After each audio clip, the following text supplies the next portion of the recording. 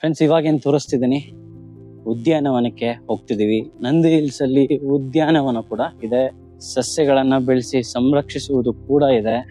ನೀವು ನೋಡ್ಬೇಕೆ ಹೊರತು ನಂದಿ ಹಿಲ್ಸ್ ಅಲ್ಲಿ ಎಕ್ಸ್ಪ್ಲೋರ್ ಮಾಡಕ್ಕೆ ತುಂಬಾನೇ ಇದೆ. ಈಗ ನಾವು ಅಲ್ಲಿಗೆ ಹೋಗ್ತಿದ್ದೀವಿ.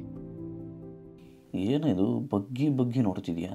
ಹಾಯ್ ಕಪುಲ್ಸು ಅಲ್ಲ, ಅವರಿಬ್ರು ಏನೋ ಮಾಡ್ಕೊಡ್ತಿದ್ರೆ ಹಿಂಗೆ ಬಗ್ಗಿ ಬಗ್ಗಿ ನೋಡ್ತಿದ್ಯಲ್ಲ, ನಿಂಗೆ ನಾಚಿಕೆ ಮಾನ ಮರ್ಯಾದೆ ಇಲ್ವಾ? ಆ ಮೂರು ಅವರೇ ಬಿಟ್ಟಿದ್ದಾರೆ. ಮೊದಲೇ ಕಾಣಿಸ್ತಿಲ್ಲ ಅಂತ ನಾನು ಸಾಯ್ತಿದ್ರೆ ನಿಂದೇನು ಹೋಗ ಸೈಡ್ಗೆ.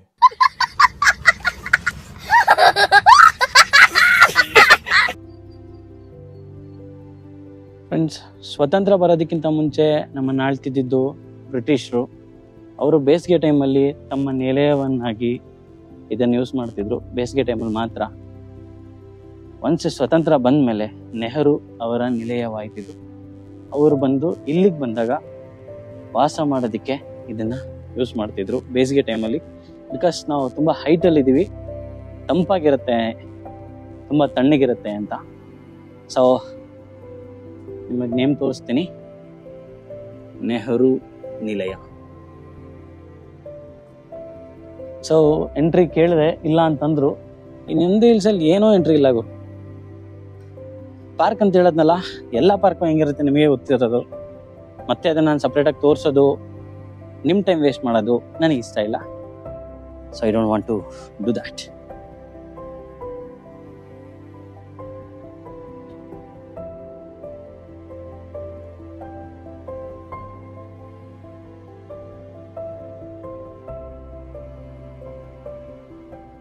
ಟಿಪ್ಪು ಸುಲ್ತಾನಿಂದ ಈ ನಂದಿ ಹಿಲ್ಸ್ನ ಬ್ರಿಟಿಷರು ಕಿತ್ಕೊಂಡ್ಮೇಲೆ ಅವರು ತುಂಬ ಇಂಪ್ರೂವ್ ಮಾಡೋದಂತೆ. ಅವರ ದೇಶದಲ್ಲಿರುವಂಥ ಎಷ್ಟೋ ಸಸ್ಯಗಳನ್ನು ಇಲ್ಲಿ ತಂದು ನೆಟ್ಟು ಅವ್ರು ಇಂಪ್ರೂವ್ ಮಾಡಿದ್ದಾರೆ ಅಂತ ಕೇಳ್ಪಟ್ಟಿದ್ದೀನಿ. ಅದಕ್ಕೇನೋ ತುಂಬ ಕಡೆ ಕಾಣಿಸಲ್ಲ ಅನ್ನೋ ಎಷ್ಟೋ ಮರಗಳು ಇಲ್ಲಿ ಕಾಣಿಸೋ ಥರ ಇರುತ್ತೆ. ಸೊ ಆದರೂ ಈ ನೇಚರ್ ಮಾತ್ರ ಅದ್ಭುತ ಕಣ್ರಿ.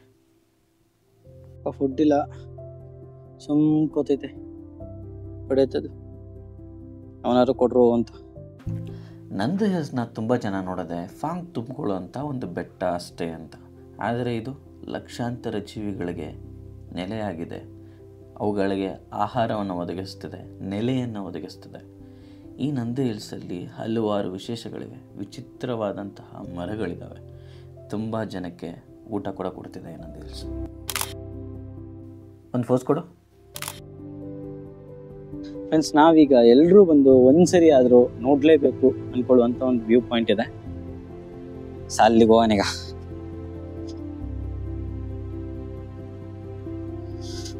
ಕೋತಿಗಳು ಮಾತ್ರ ಎಲ್ಲೋದ್ರೂ ಬರ್ತಿರ್ತೀವಿ, ಭಯ ಐತದ ಗುರು, ಎಲ್ಲಿ ಕಿತ್ಕೊಂಡು ಐತದೆ ಮೊಬೈಲ್ ಅಂತ. ನೋಡಲ್ಲಿ ಒಂದು ಚೂರಾದ್ರೂ ಭಯ ಇದೆ ಅದಕ್ಕೆ.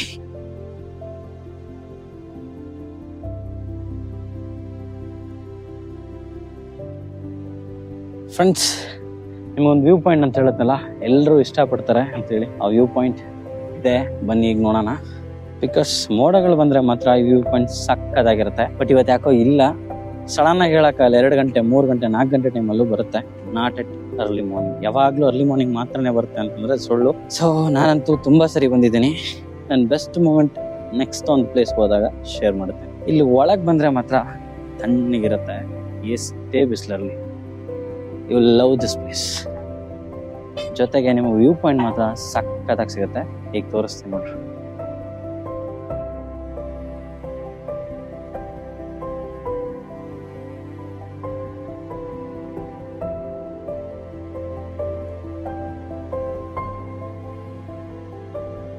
ರೀಲ್ಸ್ ಅಲ್ಲೆಲ್ಲ ನೋಡಿರ್ತೀರಾ, ಮೋಡ ಬಂದು ತಪ್ಕೊಳ್ಳೋದು. ತುಂಬಾ ಜನ ನೋಡ್ಸೋ ಪ್ಲೇಸ್ ಇದೆ, ಅದಕ್ಕೆ ಇದನ್ನ ಫೇವ್ರೆಟ್ ಸ್ಪಾಟ್ ಅಂತ ಹೇಳೋದು.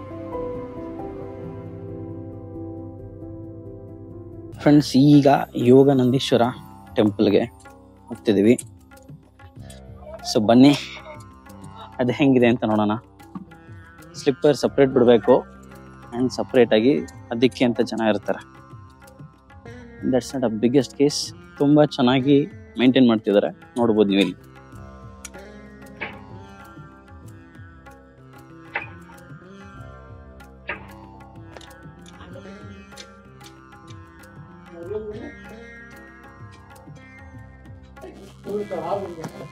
ಧ್ವಜಸ್ತಂಭ 2 ಇದಾವೆ ಡಿಫ್ರೆಂಟ್ ಆಗಿ.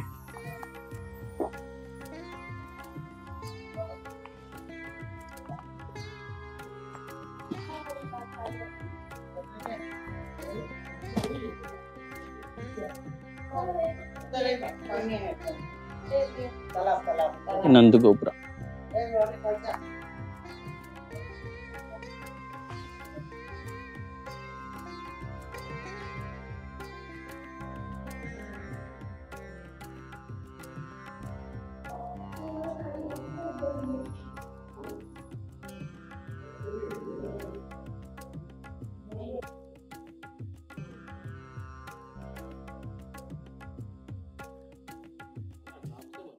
ಫ್ರೆಂಡ್ಸ್, ಈ ನಂದಿ ಹಿಲ್ಸ್ಗೆ ಇದೇ ಮೈನ್ ಟೆಂಪಲ್ ಅಂತ ನಾನು ಅನ್ಕೊಳ್ತಿದ್ದೀನಿ, ಯೋಗನಂದೀಶ್ವರ ದೇವಾಲಯ.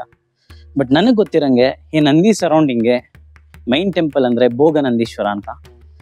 ಇಲ್ಲಿಂದ 6 ಕಿಲೋಮೀಟರ್ ಕೆಳಗಡೆ ಈ ಬೆಟ್ಟ ಡೌನ್ ಆಯ್ತದಷ್ಟೇ.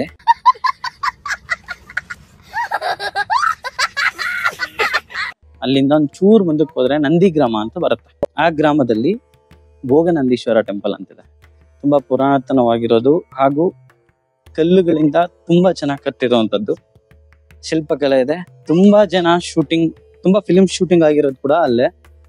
ಸೊ ಈಗ ನಾವು ನೆಕ್ಸ್ಟ್ ಆಂಜನೇಯ ಸ್ವಾಮಿ ಟೆಂಪಲ್ ಹೋಗೋಣ. ವಿದ್ಯಾ ಗಣಪತಿ ದೇವಸ್ಥಾನ ಇಲ್ಲಿರುವಂತದ್ದು. ಒಂಚೂರು ಸೈಡಿಗೆ ಹಿಂಗೆ ತಿರ್ಕೊಂಡ್ರೆ ಆಂಜನೇಯ ಸ್ವಾಮಿ ದೇವಸ್ಥಾನ.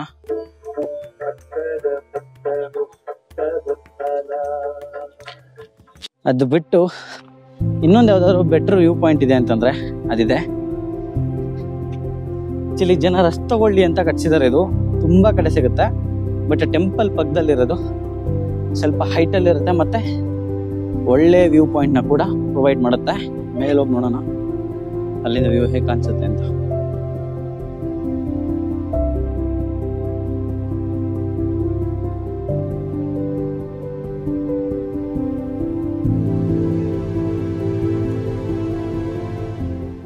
ವಾವ್,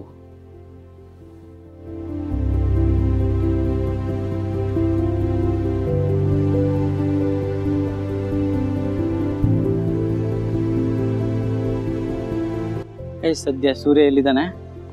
ನಾವು ಬೆಳಗ್ಗೆ ಬಂದಿದ್ರೆ ಈ ಸರೌಂಡಿಂಗ್ ಅಲ್ಲಿ ಸೂರ್ಯನ ನೋಡ್ಬೋದಿತ್ತು. ಅದ್ಭುತವಾಗಿರೋದು. ಬೆಳಗ್ಗೆನೆ ಬಂದಿದ್ದು 7 o'clock ಎಲ್ಲ ಸಾಕಾಗಲ್ಲ ಫ್ರೆಂಡ್ಸ್. ಈ ಪ್ಲೇಸ್ ಅಂತೂ ಸನ್ರೈಸ್ ನೋಡೋದಕ್ಕೆ heavy famous. Early morning 5:30 or 5:45 ಇಲ್ಲಿ ನಾವು ರೆಡಿ ಆಗಿದ್ರೆ ದ ಬೆಸ್ಟ್ ವ್ಯೂನ ನಾವು ನೋಡ್ಬೋದು. ಇಲ್ಲಂತೂ ಫೋಟೋಗ್ರಾಫರ್ಸು ಹೆವಿಯಾಗಿರ್ತಾರೆ. ತುಂಬ ಜನ ಬರ್ರಿ ಫೋಟೋಸ್ಗಂತಾನೆ ನಂದಿ ಹಿಲ್ಸಿಗೆ ಬರೋರು ಇದ್ದಾರೆ. ವೆದರ್ ಏನಾದರೂ ಸಪೋರ್ಟ್ ಮಾಡಿದ್ರೆ, ಸ್ವಲ್ಪ ಫಾಗು ಗೀಗು ಇದ್ರೆ ಫೋಟೋಸ್ ಆಗಲಿ ವಿಡಿಯೋಸ್ ಆಗಲಿ ಬರೋದೆಲ್ಲ ನೆಕ್ಸ್ಟ್ ಲೆವೆಲಲ್ಲಿ ಇರುತ್ತೆ. ಅಲ್ಲಿಂದ ಹಿಡ್ಕೊಂಡು ಹೋಗಿ ಓ ಶಿವ,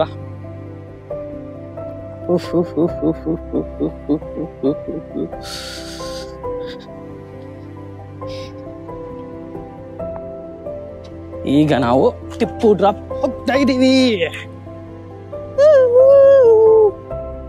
ಐಸೆ ಗೊತ್ತಿಲ್ಲಪ್ಪ.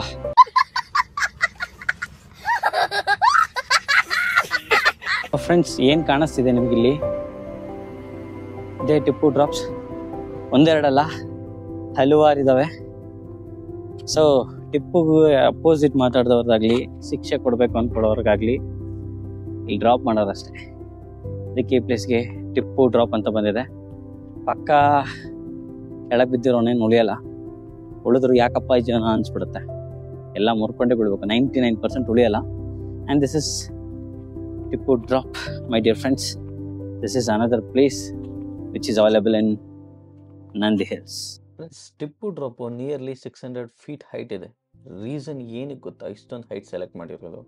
ಇದಕ್ಕಿಂತ ಮುಂಚೆ ಹೈದರಾ ಡ್ರಾಪ್ ಅನ್ನೋ ಪ್ಲೇಸಿಂದ ಜನಗಳನ್ನು ತೊಳ್ತಿದ್ರಂತೆ. ಅಲ್ಲಿಂದ ಬಿದ್ದಿರೋರು ಕೆಲವು ಬ್ರಿಟಿಷರು ಕೈಕಾಲಷ್ಟೇ ಮುರ್ಕೊಂಡು ಪ್ರಾಣ ಉಳಿಸ್ಕೊಂಡ್ರಂತೆ. ಆ ರೀಸನಿಂದಾಗಿ ಈ ಸರಿ ತೊಳ್ಳುವಂಥ ಪ್ಲೇಸಿಂದ ಜನ ಸಾಯಲೇಬೇಕು ಅಂತ ಈ ಹೈಟ್ ಸೆಲೆಕ್ಟ್ ಮಾಡಿದ್ದಾರೆ. ಈ ಪ್ಲೇಸ್ ನಿಯರ್ಲಿ 600 feet ಹೈಟಲ್ಲಿದೆ. ಫ್ರೆಂಡ್ಸ್, ನೀವು ನಂದಿ ಹಿಲ್ಸ್ ಬಗ್ಗೆ ಏನೇನು ಕೇಳಿದ್ದೀರಾ ಎಲ್ಲಾನು ಕರೆಕ್ಟು. ಹೆವಿ ಫಾಗ್ ಇರುತ್ತೆ, ಮೋಡಗಳು ಬಂದು ತಪ್ಕೊಳ್ಳುತ್ತೆ, ಸಖತ್ತಾಗಿರುತ್ತೆ. ಅಲ್ಲಿ ಫೋಟೋ ಶೂಟ್ ಮಾಡಿದ್ರೆ ಸಖತ್ತಾಗಿ ಬರ್ತಂತೆ ಫೋಟೋಸ್. ಎಲ್ಲಾನು ಕರೆಕ್ಟ್. ನಂದಿ ಹಿಲ್ಸಲ್ಲಿ ಅದಕ್ಕೂ ಮೀರಿ ಹಲವಾರಿದ್ದಾವೆ. ಹೆಚ್ಚು ಕಮ್ಮಿ ಇಲ್ಲಿ 12ರಿಂದ 15 ಪ್ಲೇಸಸ್ ಇದೆ ಬೇರೆ ಬೇರೆ. ನಾನು ಕೂಡ ಇನ್ನು ತುಂಬ ಪ್ಲೇಸಸ್ನ ತೋರಿಸಿಲ್ಲ ನಿಮಗೆ. ನನ್ನ ಉದ್ದೇಶ ಏನು ಅಂತಂದರೆ ಒಂದು ಚಿಕ್ಕ ಕಿಡಿ ನಿಮ್ಗೆ ತೋರಿಸ್ಕೊಟ್ರೆ ಸಾಕು, ಬೆಂಕಿ ತಾನಾಗೆ ಅಂಟ್ಕೊಳ್ಳುತ್ತೆ ಅನ್ನೋದಷ್ಟೇ ನನ್ನ ಆಕಾಂಕ್ಷೆ. ನೆಕ್ಸ್ಟ್ ಟೈಮ್ ಬಂದಾಗ ನೀವು ನಂದಿ ಹಿಲ್ಸ್ನ ಬೇರೆ ರೀತಿಯಲ್ಲೇ ಎಕ್ಸ್ಪ್ಲೋರ್ ಮಾಡಬೇಕು ಅಂತ ನಾನು ಅನ್ಕೊಳ್ತಿದ್ದೀನಿ. ಅದಕ್ಕಾಗಿಯೇ ಈ ವ್ಲಾಗ್ ಮಾಡಿದ್ದೀನಿ. ಇಷ್ಟೊತ್ತು ನೋಡಿದ್ದಕ್ಕೆ ತುಂಬಾ ಥ್ಯಾಂಕ್ಸ್. ಆ್ಯಂಡ್ ನನ್ನ ಫ್ರೆಂಡ್ಸ್ ಆ್ಯಂಡ್ ಈ ವಿಡಿಯೋ ನಿಮಗೆ ಇಷ್ಟ ಆದರೆ ನಿಮ್ಮ ಫ್ರೆಂಡ್ಸ್ ಆ್ಯಂಡ್ ಫ್ಯಾಮಿಲಿಗೆ ಶೇರ್ ಮಾಡಿ. ಈ ಚಾನಲ್ನ ಸಬ್ಸ್ಕ್ರೈಬ್ ಮಾಡೋದು ಮಾತ್ರ ಮರಿಬೇಡಿ. ದೆವ್ವಗಳು ಕಟ್ಸಿರೋ ಟೆಂಪಲ್ ಇದೆ ಅಂತಾರಲ್ಲ, ದೆವ್ವಗಳು ಕಟ್ಸಿರೋ ದೇವಸ್ಥಾನ, ದೆವ್ವಗಳು ಅಲ್ಲಿ ದೆವ್ವಗಳೇನಾ? ದೇವ್ರಿಗೆ ಕಟ್ಟಿದ್ರು ಅವಾಗ ಮಂತ್ರ ಕಟ್ಬಿಟ್ಟು ಹೊಟ್ಟೋದ್ಕು ಆಮೇಲೆ ಎಲ್ಲ ಜನ ಸೇರ್ಕೊಂಡು ಇಲ್ಲಿ ದೆವ್ವಗಳು ಕಟ್ಸಿರೋ ಟೆಂಪಲ್ ಅಂತ ಹೇಳ್ತಾರಲ್ಲ, ದೇವಸ್ಥಾನ ಎಲ್ಲದು? ಎಲ್ಲ ಕುಡಿಯಾಕೊಂಡು ದೇವಸ್ಥಾನಕ್ಕೆ ಕೊಡ್ತೀವಿ ಅಂತಂದ್ಬಿಟ್ಟು ಮುಂದೆಲ್ಲ ಕೊಯ್ಕೊಂಡು ಕೂದಲು ಮುಂದೆಲ್ಲ ಕೊಯ್ಕೊಂಡು ಕಡೆಗಿಟ್ಕೊಂಡು. ಈ ದೇವಸ್ಥಾನದ ಕತೆ ಕೇಳಬೇಕಾ? ಹಾಗಾದ್ರೆ ಒಂದೇ ಕಂಡೀಷನ್, ಜಸ್ಟ್ ಸಬ್ಸ್ಕ್ರೈಬ್ ಮಾಡ್ಕೊಳ್ಳಿ ಸಾಕು.